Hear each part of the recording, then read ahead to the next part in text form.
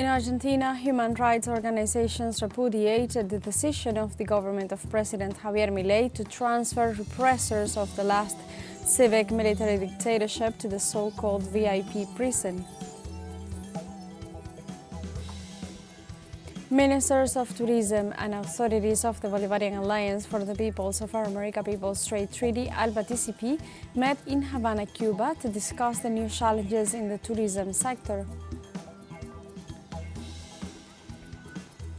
And in Palestine, Israeli forces killed over 19 civilians in aerial bombardment of the Gaza Strip. Hello and welcome to From the South. I'm Alejandra Garcia from teleSUR studios in Havana, Cuba. We begin with the news.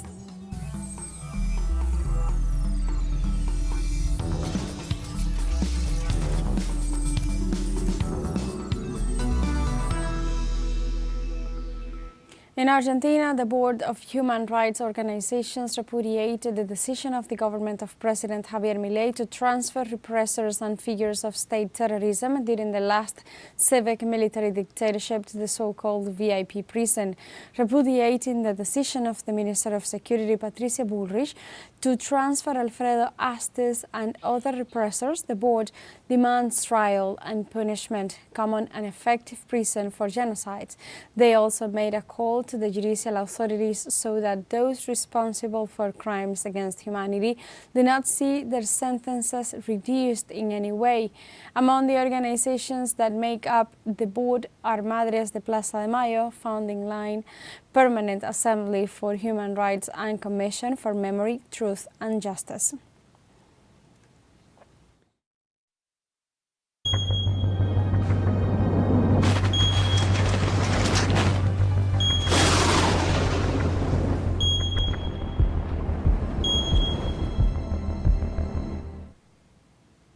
In the Democratic Republic of the Congo, at least 6 people lost their lives due to the heavy rains that the city of Kinshasa is facing. Authorities reported that 6 children were killed after a concrete wall collapsed in the midst of heavy rains and floods in the town. The rainfall resulted in many houses affected, especially those close to ravines. In this sense, dozens of families decided to evacuate the residential areas due to the landslide warning.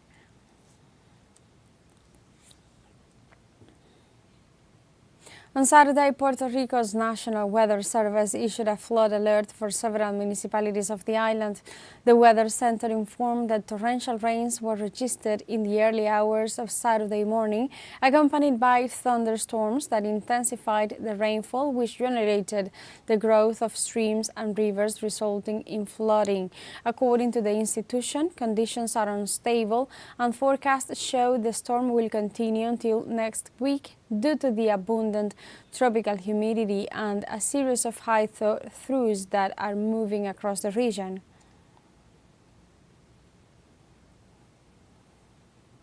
Honduras registered at least 602 forest fires during the first 4 months of 2025. The Forest Conservation Institute informed the nation controlled a total of 568 outbreaks at national level in April, which affected more than 20,978 hectares of wooded areas. The authorities point to high temperatures and uncontrolled agricultural burning as the main causes. Also, preliminary reports show that at least 84% of the fires were started by human action, which spread to mountainous areas. In Ecuador, rainfall has caused 48 deaths and affected more than 185,000 people so far in 2025. On a national scale, 3,117 adverse events have been registered due to rainfall, landslides, floods, and structural ruptures, impacting more than 147.53 kilometers of highway, 567 educational institutions, and 29 bridges destroyed. Heavy rains forced the authority to extend on April 24th the emergency declaration issued at the end of February from 8 to 12 provinces. In addition, the Institute of Meteorology and Hydrology reported that rains with storms and gusts of winds are expected until May 6th in several provinces of the country. The Brazilian government launched a new social program to provide housing for homeless people. Our correspondent Ignacio Lemus brings us the details. Every night, about 80,000 people sleep on the streets of Sao Paulo, in the Brazilian city with a GDP equivalent to that of a country. The neoliberal governments are failing to respond to a housing crisis that is growing every year. For those sleeping on the streets, a house could change everything. I would get a better life condition. I would get a job, rebuild a family, have a dignified life, because today the condition that not only I, but many people in Sao Paulo are in is inhuman. We are under the sun, under the rain. We are hungry, thirsty. Today, if we ask for water in the places, we are harassed. To address the problem, the Brazilian government launched a program to finance 100% of the cost for the acquisition of housing for homeless people. The properties represent 3% of the housing and developments subsidized by the residential leasing fund of the My House, My Life program. The measure will include comprehensive actions to guarantee employment and school attendance for the children of the program's beneficiaries. We have reached 38 cities, where most of the people living on the streets are concentrated, and we started the process there. When the works of the My House, My Life program reach 50%, these municipalities are obliged to allocate 3% of these apartments or houses to people living on the streets. Despite the exponential increase of buildings in the last decade due to the relaxation of urban planning laws, the city of Sao Paulo has maintained a low demographic density in relation to other cities due to real estate speculation for apartment rentals, more empty homes than homeless people. A população de rua vai aumentar em todos os lugares. The homeless will increase everywhere. CDS homeless will increase in the United States with the current policy implemented there. The better neoliberalism works, the more people on the street there will be. The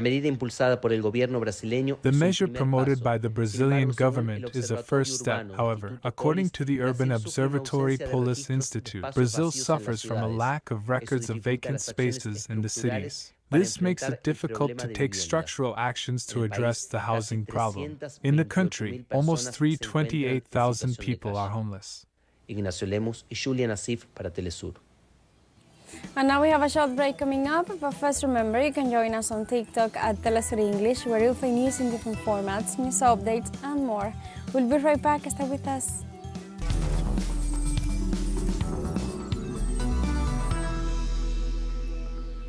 Welcome back to From the South.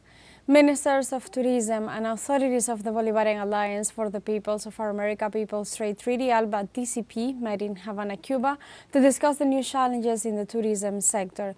The meeting takes place after the International Tourism Fair 2025, which was being held in Havana from April 30th until this Saturday.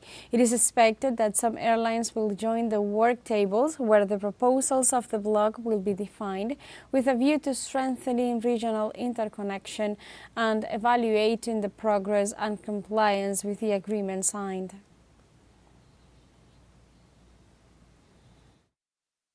Of course, the country brand or regional brand of ALBA as a tourist destination, we must position it. We must disseminate it, promote it, so that it is known, and the benefits of our tourist diversity are known. But we must also be able to identify the tourists in the world, the destinations of our Bolivarian alliance, a manual of good tourism practices that we can share among the countries of ALBA-TCP. How much experience do the Caribbean countries, especially Cuba and the 6 Eastern Caribbean countries of ALBA, have in developing tourism, and it is one of the fundamental engines of their economies. En sus economías. Cuba's tourism minister Juan Carlos Garcia says his country still bets on tourism in spite of current challenges. In Cuba, despite the U.S. blockade and post-pandemic challenges, we will continue to bet on quality tourism to enrich the visitors' experience and to contribute to the well-being of our communities. Our model promotes integrating culture, nature, and architectural heritage, so that each destination becomes a window to the true spirit of our people. It is essential to jointly promote the education and training of future tourism professionals, creating spaces for the exchange of experience and knowledge between our countries, enriching professional development, to exceed visitors' expectations. In Cuba on Saturday, an official ceremony was held to honor soldiers from the former Soviet Union ahead of the 80th anniversary of the Victory Day over fascism next May 9th. The ceremony was held in Havana at the mausoleum of the Soviet internationalist soldier, attending were Cuban President Miguel Díaz-Canel, Russia's ambassador to Cuba Victor Coronelli, among other authorities. The ceremony began with the laying of a wreath at the tomb combatants from the former Soviet republics who lost their lives fighting for humanity. The Russian ambassador to Cuba thanked Cuban authorities for supporting the fight against the glorification of Nazism and warned about its resurgence.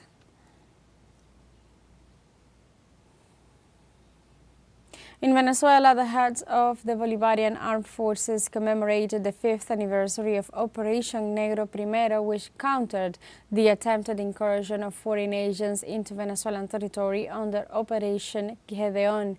On Saturday, La Guaira State Governor José Alejandro Terán, along with Interior, Justice and Peace Minister Diosdado Cabello, praised the role of the military and police in defending the Venezuelan people against the destabilizing attempts of May 3, 2020.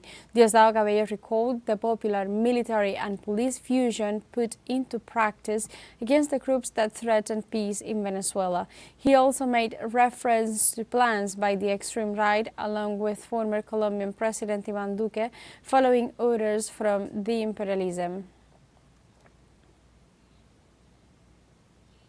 In Colombia, President Gustavo Petro led the handing over of 4,741 acres of land to farming families in the south of the department of Cesar. During the ceremony, the head of state highlighted that during his administration, Colombian farmers have been provided with 562,000 hectares, marking progress on the road to agrarian reform.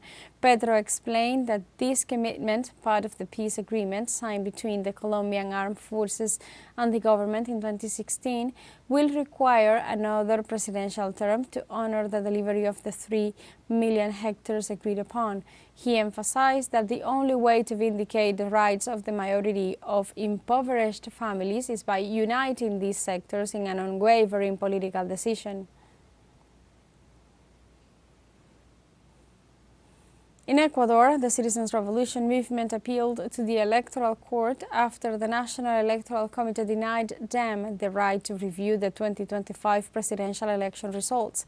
The political movement demanded that the electoral authorities analyze its claims and objections with the purpose of clarifying the anomalies that occurred during the counting process. It was requested that an integral review be made of the inconsistencies detected with complete access to the documentation. Also, nullity or rectification of the results in the circuits where errors were found. And finally, warranties of due process when considering that the National Electoral Council did not pay attention to their claims and if irregularities were found to correct the official computations.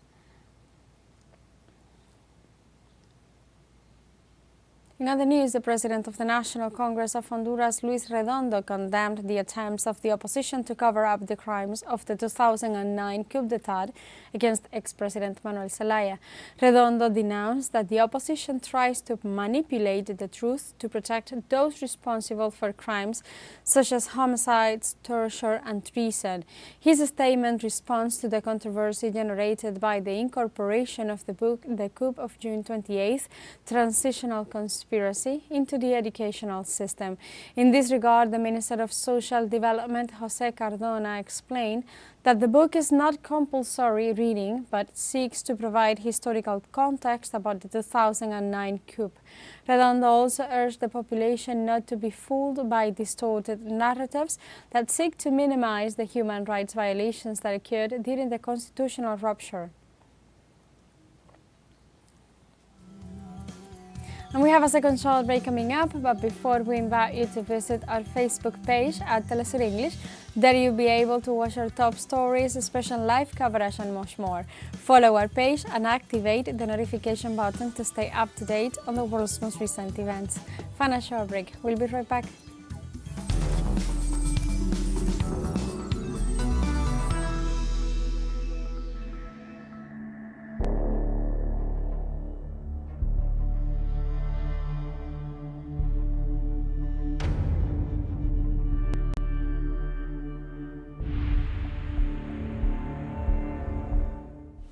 Welcome back to From the South.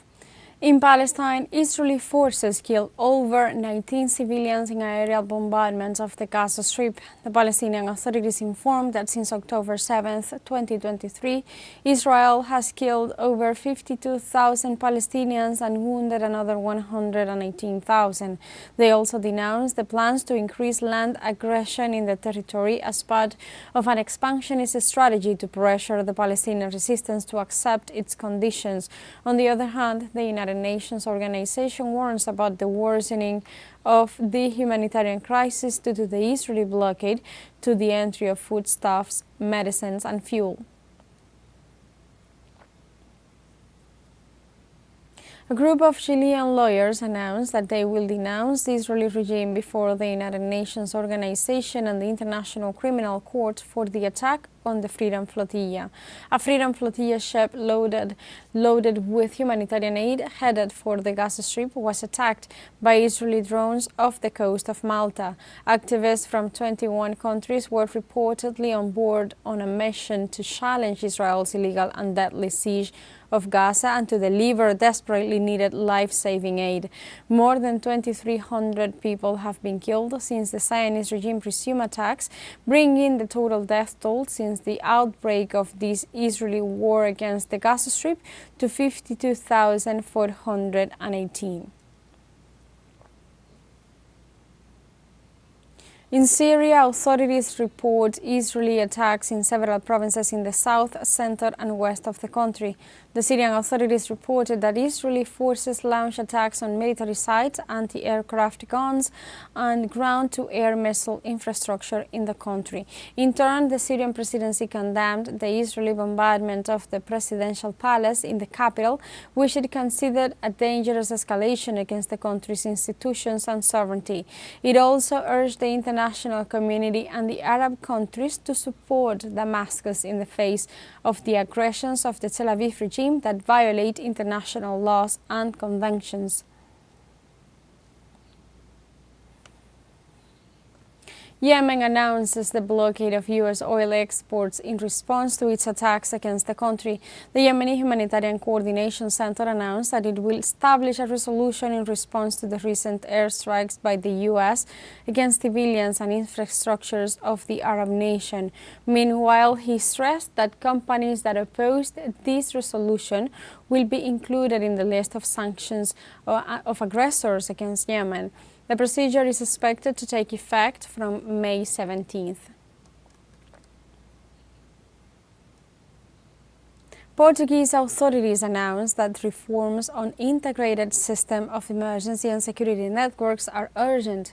The government of Portugal recognized the need to urgently replace the current emergency networks, which failed during the massive blackout of April 28th.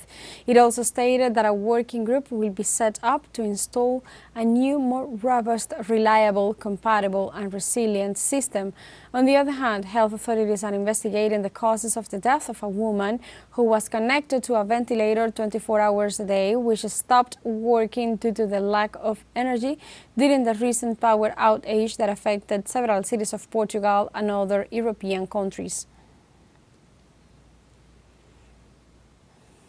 In Australia, incumbent Prime Minister Anthony Albanese has won the majority of parliamentary seats to become the first Prime Minister to win a re-election in 21 years.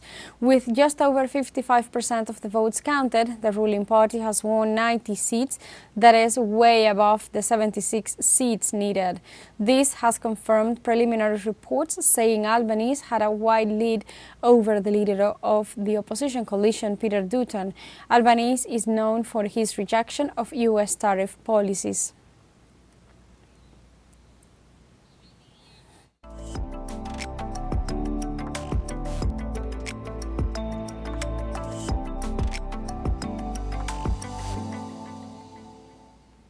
India's first World Audiovisual and Entertainment Summit, Waves 2025, was inaugurated in Mumbai. The inaugural event brought together representatives from more than 100 countries to celebrate global culture and creativity. The Prime Minister of India, Narendra Modi, highlighted the relevance of the summit, describing it as a wave of culture, providing a platform for artists and creators to collaborate. In his speech, Modi reflected on the rich history of Indian cinema and its global impact, highlighting the vision of creating in India, creating for the world. This groundbreaking summit, which runs until May 4th, includes a global media dialogue, panel discussions and initiatives to support the audiovisual sector with the aim of strengthening global connectivity and artistic exchange. And we have come to the end of this news brief, but you can find these and many other stories on our website at telesurenglish.net and join us on social media. We are on Facebook, X, Instagram, Telegram and TikTok as well. For TeleSUR English, I'm Alejandra Garcia. Thank you for watching.